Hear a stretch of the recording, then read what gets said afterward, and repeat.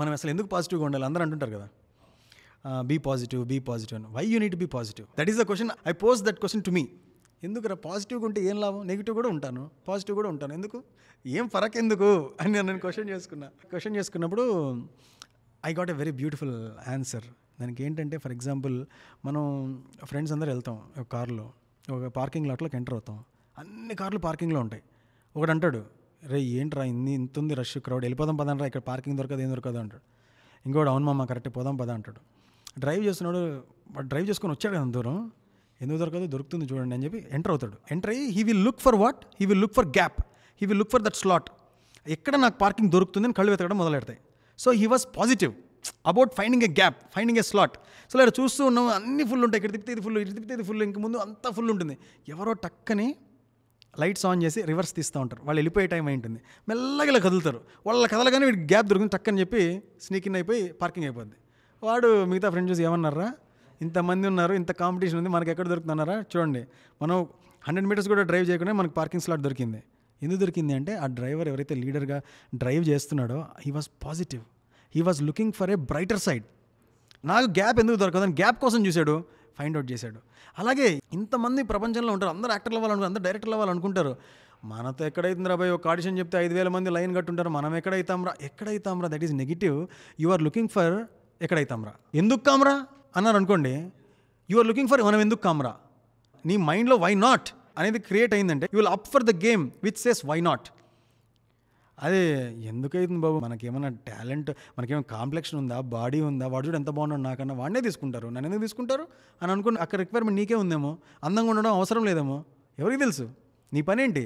Actor అయినప్పుడు ఆడిషన్లో నిలబడు, వెళ్ళి పర్ఫామ్ చేయి, ఇంటికి రా, ఫెయిల్ అవ్వు, పర్వాలేదు. ఆ లాజిక్లోనే నీకెందుకు, వాడు బాగున్నాడు వాడిని తీసుకు, వాడి హెయిర్ స్టైల్ బాగుంది, వీడి హెయిర్ స్టైల్, కాంప్లెక్షన్ ఉన్నాడు, పర్సనాలిటీ ఉంది, నేను ముందు ఇంత కనపడుతున్నాను, అవన్నీ నీకు అనవసరం.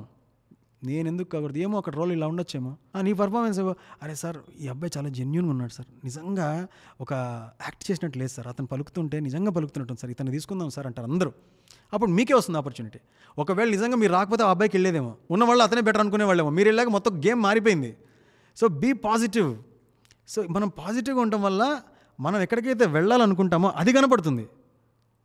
ఫర్ ఎగ్జాంపుల్, మీరు ఇంట్లో అందరూ కలిసి ఫ్యామిలీ మెంబర్స్ ఒక కార్ తీసుకోవాలనుకున్నారు, హుండాయ్ క్రేటా తీసుకోవాలని నిర్ణయించుకున్నారు. ఓకే, అది చూసారు అన్నీ చూసారు, హుండాయ్ క్రేటా తీసుకోవాలనుకున్నారు. నెక్స్ట్ డే రోడ్ మీదకి వచ్చారు, అరే అక్కడ చూడు అమ్మ అక్కడ చూడు వైట్ హుండాయ్ క్రేటా వెళ్తుంది చూడు, ఇక్కడ చూడు ఇక్కడ ఎల్లో కనపడుతుంది, ఇక్కడ గ్రే కనపడుతుంది, అని అన్నీ అవే కనపడుతుంటాయి. ప్రతి చోట అక్కడ ఎదుగుకారు అన్నీ అవే కనపడుతున్నాయి, రోజు అక్కడే ఉన్నాయి, అంతకన్నా ఎక్కువ వెళ్తుంటాయి. కానీ ఈరోజు నుంచి మీకు కంటపడడం మొదలెట్టాయి. ఎందుకంటే మీ మైండ్కి ఒక ఫీడ్ ఇచ్చారు, ఇది కొనాలి, ఇది ఇవ్వాలి, ఇది కొనుక్కోవాలి అని అందరూ ఫిక్స్ అయ్యి మైండ్లో ఒక ఇమేజ్ ఫీడ్ చేశారు. ఆ ఇమేజ్ ఫీడ్ చేయడంతో ఏమైంది, రోడ్డుకి వెళ్తే అన్నీ అవే కనపడుతున్నాయి, వేరే కార్లు ఏవి కనపడటంలా. ఎందుకంటే మీ మైండ్లో అది ఉంది.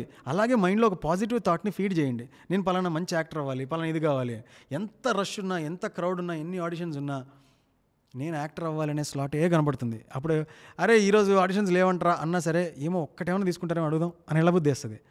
వచ్చావా, సరే లోపలరా అని తీసుకొని మీకు ఒక్కటి ఆడిషన్ చేసి పంపిస్తారు. అరే ఇతను అందరూ అయిపోయాక వచ్చాడు సార్, ఎంత బాగా చేశారు, ఇతనే తీసుకుందాం సార్, అక్కడ వైబ్ క్రియేట్ అవుద్ది, తీసేసుకుంటారు మిమ్మల్ని, డౌటే లేదు.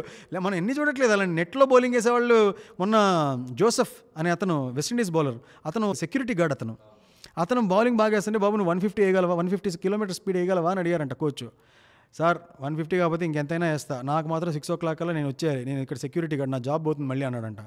అంటే అరే భయ్ నేను నేషనల్ లెవెల్లో ఇంటర్నేషనల్ లెవెల్లో క్రికెట్ ఆడిస్తాను అంటున్నాను, నువ్వేంది సెక్యూరిటీ జాబ్ అంటున్నావు, సర్లే అని చెప్పి తీసుకొని వెళ్ళేస్తే మొన్న హీ క్రియేటెడ్ హిస్టరీ. ఆస్ట్రేలియాని దుమ్ము కనిపించాడు, 7 వికెట్లు తీశాడు. అతను ఫిట్నెస్ చూసారా, అతను బౌలింగ్ స్టైల్ చూసారా, షాక్ అయిపోయారు, మొత్తం కంగారు పడిపోయారు ఇతను బౌలింగ్కి.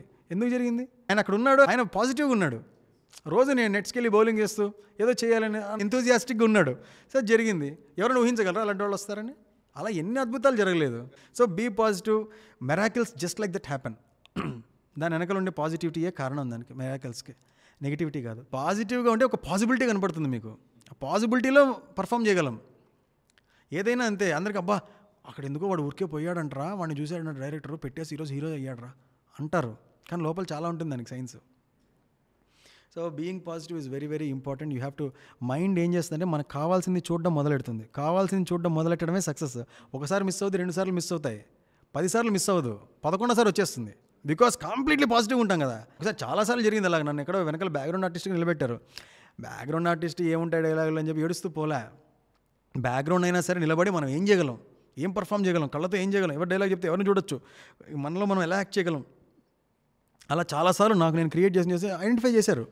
అబ్బాయి బాగా చేస్తాను, ముందుకు రమ్మని ముందు అలా లాస్ట్ రోలో ఉండేవాడిని, సెకండ్ రో, ఫస్ట్ రోకి వచ్చి పక్కన హీరో పక్కన నిలబడి ఆటోమేటిక్గా అంత వచ్చేసింది దానికి ఆటోమేటిక్గా. బికాస్ ఐఎమ్ పాజిటివ్, నన్ను ఎవడు చూస్తాడులే అనుకోవట్లేదు, అందరు నన్నే చూస్తున్నారు అనుకొని చేస్తాను నేను ఎక్కడున్నా సరే.